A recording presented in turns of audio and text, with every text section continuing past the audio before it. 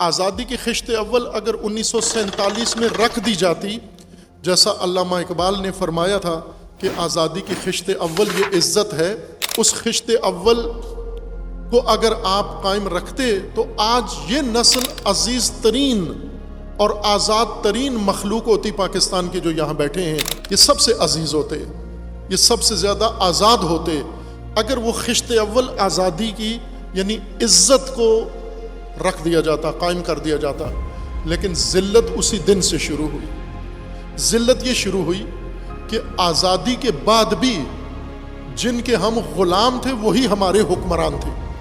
آپ کو پتہ ہے کہ آزادی کے بعد کب تک پاکستان کی حکومت انگریزوں ہی کے پاس تھی؟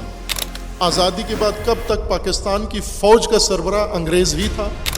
آزادی کے کتنے عرصے بعد تک آپ کی تعلیمی منتظم انگریز ہی تھے؟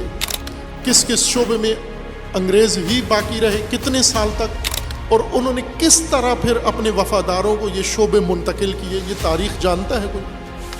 یہ نسل نہیں جانتے، انہیں نہیں معلوم۔ اب آزادی کے بعد کیوں؟ اب تو ہم تمہاری غلامی سے آزاد ہو چکے ہیں۔ لیکن انگریز اگر آزادی تھی یہ تو آزادی غلامی سے تھی۔ کس کے غلام تھے؟ انگریز کے۔ تو جو اسیر، جو غلام کسی سفاک آقا کی مالک کی غلامی سے آزاد ہوتا ہے تو سب سے پہلا کام اس کے منہ پہ تھوکتا ہے، تو نے مجھے اتنے سال، میری نسلوں کو اتنے سال تو نے جکڑ کے رکھا۔ سب سے پہلا انتقام اس کے منہ پہ تھوکتا ہے، اس سے نفرت کرتا ہے، اس سے بیزاری کا اظہار کرتا ہے۔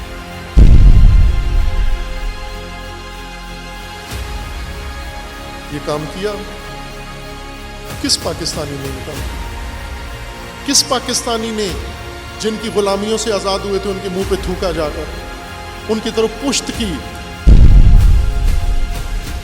آج بھی پاکستانیوں کی بہشت ہے انگریز، آج بھی پاکستانیوں کے ماڈل ہیں انگریز، آج بھی پاکستانیوں کو اسلام پھر انگریزوں میں ہی نظر آتا ہے۔ آج بھی پاکستانی، ہر پاکستانی، مذہبی ہو، غیر مذہبی ہو، سیکولر ہو، وہ شیعہ ہو، سنی ہو، اس کی پہلی ترجیح برطانیہ ہے آج بھی۔